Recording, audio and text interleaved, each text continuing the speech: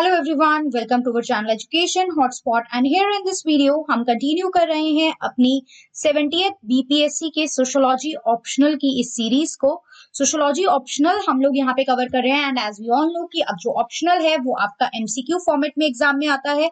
पांच एमसीक्यू के short way में हम इसको रिवाइज कर रहे हैं बिकॉज देखिए अब आप लोगों को पता है ये क्वालिफाई नेचर का है तो अब बहुत ज्यादा टाइम अब बच्चे इतना इसमें डिवोट नहीं करते हैं क्योंकि मेंस की तरह डिटेल आंसर राइटिंग नहीं करनी है एंड क्वालिफाइंग है। तो बाकी आपके पास बहुत सारे सब्जेक्ट है जिसमें आप प्रॉपर टाइम डिवोट करते हो। तो यहाँ पे टू सेव योर टाइम हम प्रैक्टिस कर रहे हैं, लेकिन बहुत आप लोगों का कम टाइम लेके यहाँ पे हम प्रैक्टिस करेंगे। पांच क्वेश्चंस के थ्रू हम इन वीडियोस में टॉपिक जो है वो देखेंगे। तो यहाँ पे अगर हम देखेंगे 70th बीपीएससी का पार्ट 3 ये रहने वाला है। 10 क्वेश्चन हम ऑलरेडी कर चुके हैं। यहाँ पे 11th क्वेश्चन टू 15 आज हम कवर करेंगे। पहले पूछा गया है ये रेफरेंस ग्रुप थ्योरी किसने दी, हिंदी इंग्लिश दोनों स्टूडेंट के लिए यहाँ पे क्वेश्चन है, so please don't worry about that. संदर्भ समूह सिद्धांत की अवधारणा किसने विकसित की। देखिए अगर आप लोगों को इसकी पीडीएफ चाहिए डू लेट मी नो, अगर आप लोग कमेंट करके बोलेंगे देन ओनली मैं टेलीग्राम पे ये पीडीएफ आप लोगों के साथ शेयर करूंगी। I will share the PDF with you. मैं पीडीएफ शेयर करूंगी आप लोगों के साथ टेलीग्राम पे, राइट। बट अगर मुझे लगेगा कि student are following this and they actually need this तो यहाँ पे मैं आप लोगों के साथ ये शेयर कर दूंगी। तो यहाँ पे बात हो रही है रेफरेंस ग्रुप की, संदर्भ समूह की। देखिए रेफरेंस ग्रुप की जब हम बात करते हैं ना तो रेफरेंस ग्रुप मतलब ऐसा ग्रुप जिसकी तरह आपको बनना है, जिसको आप लुकअप करते हो, राइट, जिसकी तरह आप बनना चाहते हो। कई बार फॉर एग्जाम्पल हम बड़े बड़े इंडस्ट्रियलिस्ट और बिजनेसमैन को देखते हैं, हम सोचते हैं कि यार दिस इज द थिंग जो हमें करनी है, ये वो चीज है जो हमें करनी है। तो आप अपने बिहेवियर को, अपने बर्ताव को, अपनी वैल्यूज को हम उनकी तरह ढालने की कोशिश करते हैं। जैसे कोई आपको एग्जाम निकालना हो तो आप टॉपर स्ट्रेटेजी देखते हो ना, आप टॉपर्स वीडियो देखने जाते हो ना कि इन्होंने क्या किया था, कौन सी बुक फॉलो करी थी, क्या टाइम टेबल इन्होंने फॉलो करा था। आप देखिए पढ़ाने वाली वीडियो पे कम व्यूज होते हैं, लेकिन इस तरीके की वीडियोस पे मैं देखती हूँ चाहे कोई भी एग्जाम हो मल्टीपल व्यूज होते हैं, बहुत सारा बच्चा देख रहा है और इस चीज को फॉलो भी कर रहा है, राइट। तो इसका मतलब स्टूडेंट लुकअप करते हैं किसी को, टॉपर्स को आप एज अ रेफरेंस लेके चलते हो, राइट। तो ये रेफरेंस ग्रुप होता है। और ये जो सिद्धांत था ये किसने दिया है, तो ये सिद्धांत दिया था रॉबर्ट मर्टन ने। अब एक पर्टिकुलर टॉपिक पे बहुत सारे लोग काम करते हैं, संदर्भ समूह पे और भी लोगों ने बात की है, लेकिन यहाँ पे अवधारणा को विकसित करने की जब बात की गई तो हमारा आंसर हो जाएगा रॉबर्ट मर्टन। अगले क्वेश्चन पे आते हैं। अगला क्वेश्चन है आपका, मंडल कमीशन ने अपनी रिपोर्ट जो है वो इंडिया में कब इंप्लीमेंट की थी। देखिए हिंदी इंग्लिश दोनों में सेम ही है ये क्वेश्चन। तो मंडल कमीशन तो हिंदी में भी मंडल कमीशन ही रहेगा। मंडल आयोग की रिपोर्ट किस वर्ष में लागू की गई। तो सबसे पहले ये क्वेश्चन है मंडल कमीशन के बारे में। आप लोग जानेंगे कि जो ये मंडल आयोग था, मंडल कमीशन थी ना, ये पिछड़ी जातियों के लिए बनाई गई सेकेंड कमीशन थी, second commission for backward class, second commission for, आप इसको अपने पास कहीं पे लिख लीजिए कॉपी पेन लेके सो दैट कुछ चीजें माइंड में रहे, राइट। पिछड़ी जातियों के लिए दूसरा समूह था, दूसरा आयोग था। अब यहाँ पे आपसे पूछा जाए कि पहला कौन सा था। सेकंड तो आपने बोला मंडल कमीशन है, लेकिन फर्स्ट कौन था। फर्स्ट का नाम भी कई बार एग्जाम में पूछ लिया जाता है। तो फर्स्ट जो कमीशन थी वो थी काका कालेकर कमीशन। फर्स्ट जो कमीशन थी वो थी काका कालेकर कमीशन। मंडल कमीशन की मैं बात करूं तो मंडल कमीशन जो बनाई गई थी, राइट, ये बनाई गई। अगर स्टैब्लिश पूछा जाए, यहां देखो क्वेश्चन में स्टैब्लिश नहीं पूछा है, क्वेश्चन में पूछा है इसने लागू कब किया गया, इसे इंप्लीमेंट कब किया गया। स्टैब्लिश मतलब कब स्थापित की गई, तो स्थापित ये की गई थी 1979 में, राइट। जनता पार्टी गवर्नमेंट थी उस टाइम पे, 1979 में इसे स्थापित किया था। बीपी मंडल इसके अध्यक्ष थे, इसलिए इसका नाम भी मंडल कमीशन पड़ा। लेकिन इसे जो इम्प्लीमेंट किया गया, इसे जो एक तरीके से लागू किया गया, वो किया गया था 1990 में बाय वीपी सिंह गवर्नमेंट। 1990 में देखो कितना टाइम लग गया इसे लागू होने में। स्टैब्लिश ये तभी हो गई थी।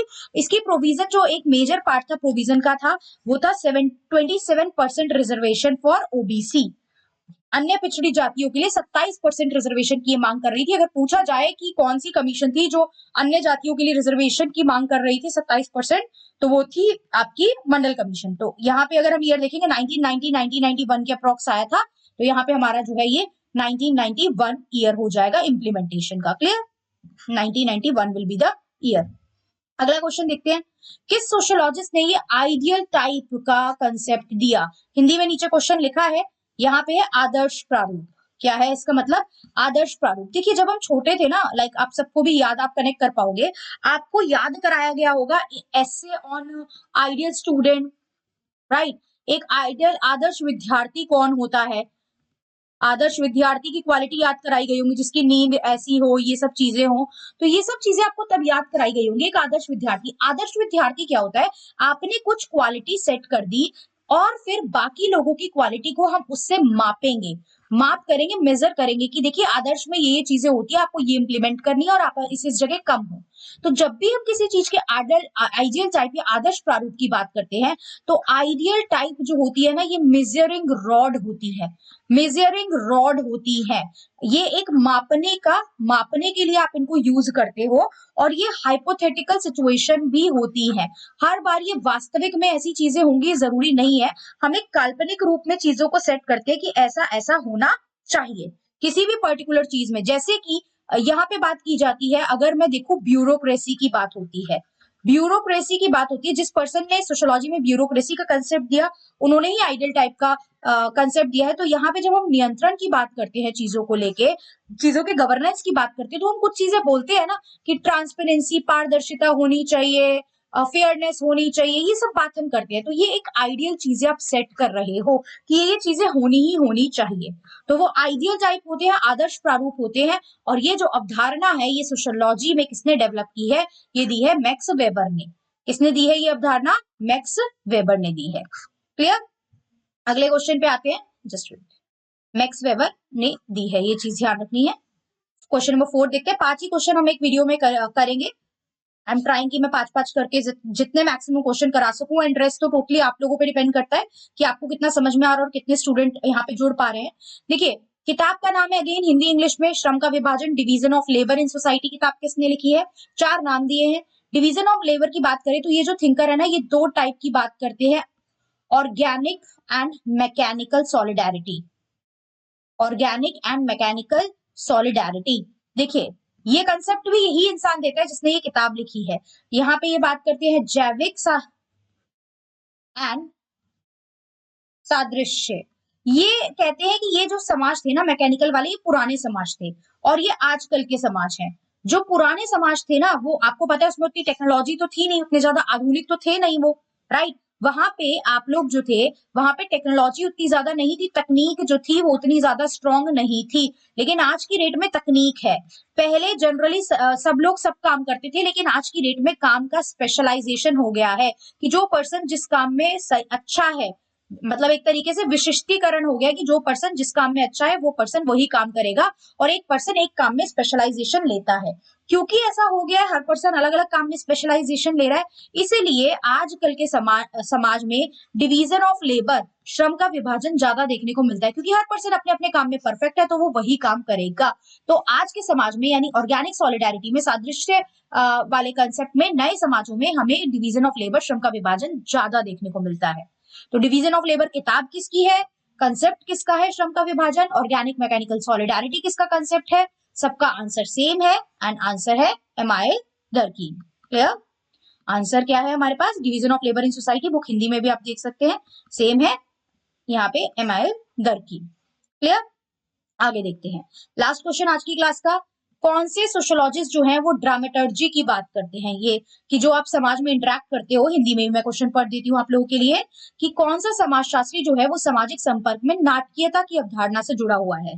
कि जो ये चीजें हैं, देखिए नाटकीयता से इनका मतलब क्या था, इन्होंने बोला था हम जो ये लाइफ जी रहे हैं, आपस में आप डेली लोगों से मिलते जुलते हो, डेली कुछ एक्टिविटी करते हो, मैं यहाँ आप लोगों को पढ़ा रही हूँ यहाँ पे, तो ये जो भी काम, जो भी एक्टिविटी होती है ना, हम लोग अपनी लाइफ में ना थिएट्रिकल परफॉर्मेंस कर रहे हैं, राइट। थिएट्रिकल परफॉर्मेंस कर रहे हैं हम लोग, एक तरीके से नाटकीय रूपांतर कर रहे हैं, हम लोग एक नाटक फॉर्म में चीजों को प्रेजेंट कर रहे हैं। उन्होंने बोला आप अपनी लाइफ में 3 टाइप के रोल परफॉर्म करते हो, फ्रंट स्टेज बिल्कुल सामने से, बैक स्टेज, एंड आपका एक तरीके से जब आप कोई रोल परफॉर्म नहीं कर रहे हो। फ्रंट स्टेज और बैक स्टेज होती है, और जब आप कोई रोल परफॉर्म नहीं कर रहे हो, तो फ्रंट स्टेज वो होता है जो, जैसे कि हम जनता, दर्शक के सामने, जब पब्लिक आपके सामने है तो आप कैसे परफॉर्म कर रहे हो, राइट। जब पब्लिक आपके सामने है तो आप कैसे रोल परफॉर्म कर रहे हो। ये वो टाइम है जब प्राइवेटली, जब आप जो है अपने प्राइवेट स्पेस में हो, अपने कुछ क्लोज लोगों के साथ हो, और ये वो टाइम है जब आप कहीं भी नहीं हो, you are with yourself, हम खुद अपने साथ हैं, राइट। तो पब्लिक के सामने हम एक रोल कैरी करते हैं ना। फॉर एग्जाम्पल, अब मैं आप लोगों को पढ़ाने आ रही हूँ, मैं एक वे ऑफ कंडक्ट फॉलो कर रही हूँ, एक तरीके से हम बात करेंगे। मैं क्लास में लेक्चर डिलीवर करने जाऊंगी तो मैं बच्चों के साथ एक फॉर्मल तरीके से वहां पे बात करूंगी, और यार कैसे हो, चलो पार्टी करते हैं, ये सब चीजें ये आप अपने दोस्तों, फैमिली, फ्रेंड्स, कजन्स के साथ करोगे। बट आप अपने वर्क स्पेस में ये सब काम नहीं करते हो, जहां आप काम करते हो आप ये सब नहीं करते हो, राइट। उसी तरीके से प्राइवेट, जब आप कोई रोल परफॉर्म नहीं कर रहे हो, when I am not a teacher, मैं अपने घर पे हूँ, अपने कुछ पर्टिकुलर प्राइवेट स्पेस में हूँ, और सेल्फ जब मैं किसी के साथ नहीं हूँ, मैं अकेली बैठी हूँ, मैं चिल कर रही हूँ, तो whatever I want I can do, right. तो ये सारी चीजें जो है ये इन्होंने यहाँ पे लाइफ से लिंक करी है इन पर्सन ने, और इन्होंने ये कंसेप्ट भी अपना एक कंसेप्ट दिया जिसे हम सोशियोलॉजी में पढ़ते हैं, जिसका नाम है ड्रामेटर्जी। क्वेश्चन आता है किसने ये नाम दिया, किसने ये कंसेप्ट दिया है, अगर ये पूछा जाए तो यहाँ पे आप देखेंगे हिंदी इंग्लिश दोनों में ऑप्शन लिखे हुए हैं। तो यहाँ पे हमारा आंसर हो जाएगा इरविन गॉफमैन, राइट। यहाँ पे हमारा आंसर हो जाएगा इरविन गॉफमैन।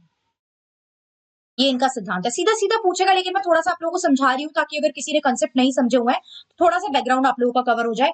तो अब तक अगर हम देखें, ये हमारा पार्ट 3 है, ये हमने पार्ट 3 अभी कंप्लीट किया, और पार्ट 3 को मिला के 5-5 क्वेश्चन करके हम टोटल 15 क्वेश्चन कवर कर चुके हैं।